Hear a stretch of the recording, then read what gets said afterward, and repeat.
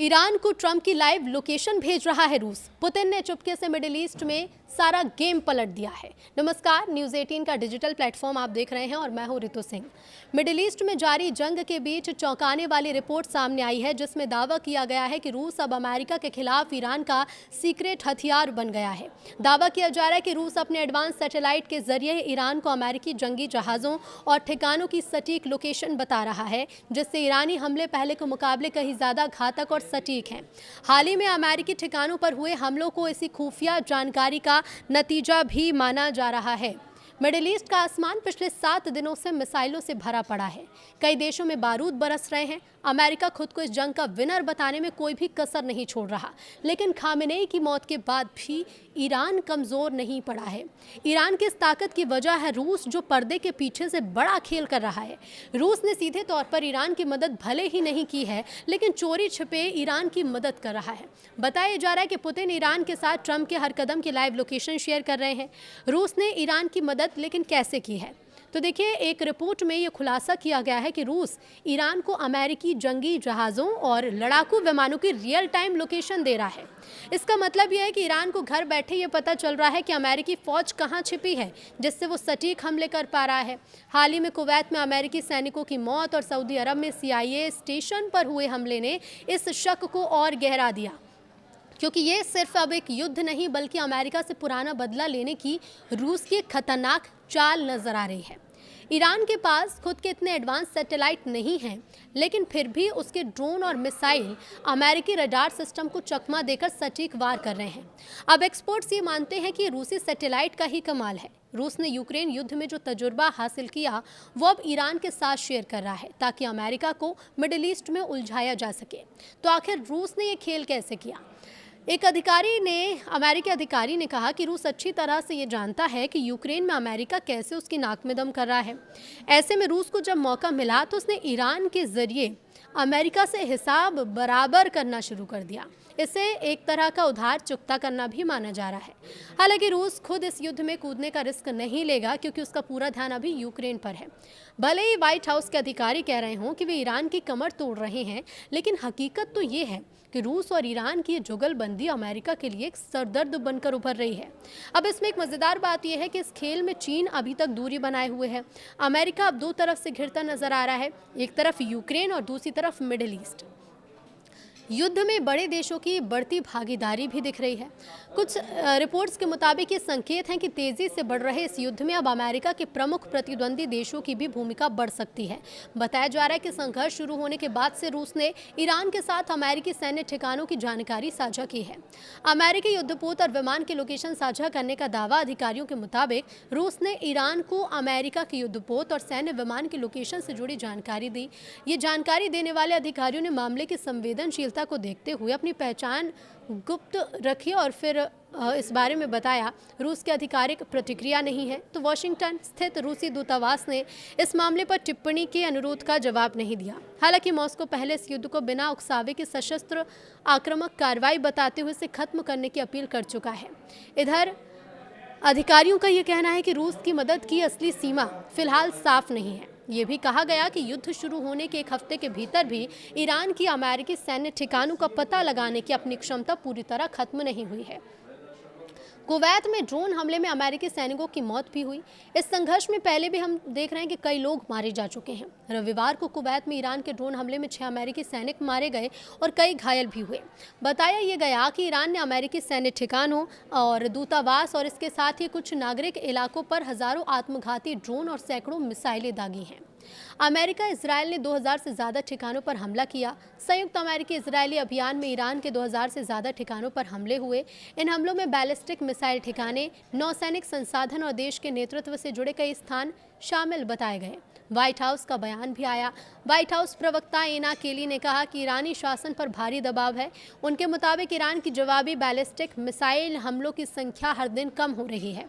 उसकी नौसेना कमज़ोर हो रही है और हथियार बनाने की क्षमता को भी नुकसान पहुंच रहा है। हालांकि उन्होंने रूस की कथित मदद से जुड़े सवाल पर कोई सीधा जवाब तो नहीं दिया। इसके साथ ही CIA और पेंटागन ने भी इन रिपोर्ट्स पर कोई टिप्पणी करने से इनकार कर दिया है। खुफिया आकलन से जुड़े 2 अधिकारियों का कहना है कि फिलहाल ऐसा कोई संकेत नहीं है कि चाइना ईरान को सैन्य सहायता दे रहा है, जबकि दोनों देशों के बीच करीबी संबंध है।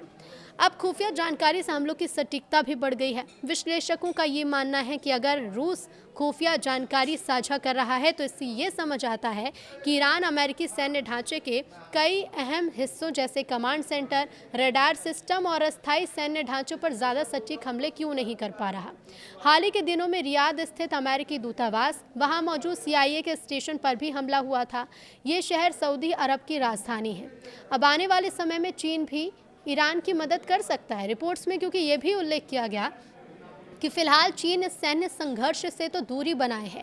हालांकि अमेरिका के पास ऐसे कुछ संकेत हैं कि बीजिंग आने वाले समय में ईरान को वित्तीय सहायता या मिसाइल घटकों की आपूर्ति कर सकता है।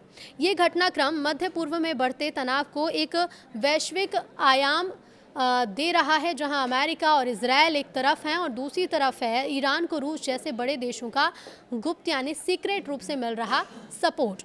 अब सवाल यही है कि डोनाल्ड ट्रंप की धमकियों और सुप्रीम लीडर खामेनेई की मौत के बाद क्या ईरान घुटने टेकेगा।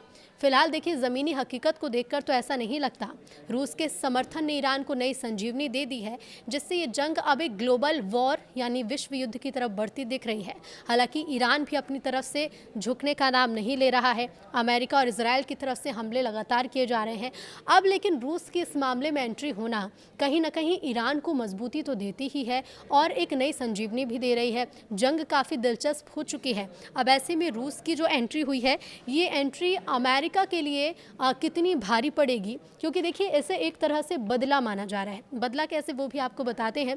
रूस यूक्रेन वॉर लगातार जारी है और यूक्रेन में जिस तरह से अमेरिका की दखल देखने को मिल रही है, जिससे सरदर्द ये रूस के लिए बना। अब रूस भी कहीं ना कहीं यही चाहता है कि जब अमेरिका उसके लिए एक तरह से कठिनाई बनकर उभर रहा था, ऐसे समय में जब रूस ईरान की मदद करेगा, लोकेशन बताएगा और ईरान को इसका फ़ायदा होगा, तो कहीं ना कहीं रूस इसे एक बदले के रूप में भी देख रहा है। व्हाइट हाउस से भी कुछ जानकारियां निकलकर सामने आ रही हैं। इसके साथ ही आपको ये भी बता दें कि कई मिसाइलें अब तक दागी गई हैं, सैकड़ों मिसाइलें अब तक दागी गई हैं। हाल ही में जो आंकड़े सामने आए वो भी आपको बता देते हैं, क्योंकि कुवैत को लेकर भी एक जानकारी निकली और वो ये कि कुवैत में ड्रोन हमले में कई अमेरिकी सैनिकों की मौत हुई है। पहले भी देखिए इस संघर्ष में कई लोग मारे जा चुके हैं। हालांकि ईरान के, इजरायल और अमेरिका के अपने अपने दावे हैं कि उन्होंने कितने सैनिकों को मार गिराया है, लेकिन बीते रविवार को जो आंकड़े सामने आए थे, ऐसे में कुवैत में ईरान ने जब ड्रोन हमले किए तब इन हमलों में 6 अमेरिकी सैनिक मारे गए।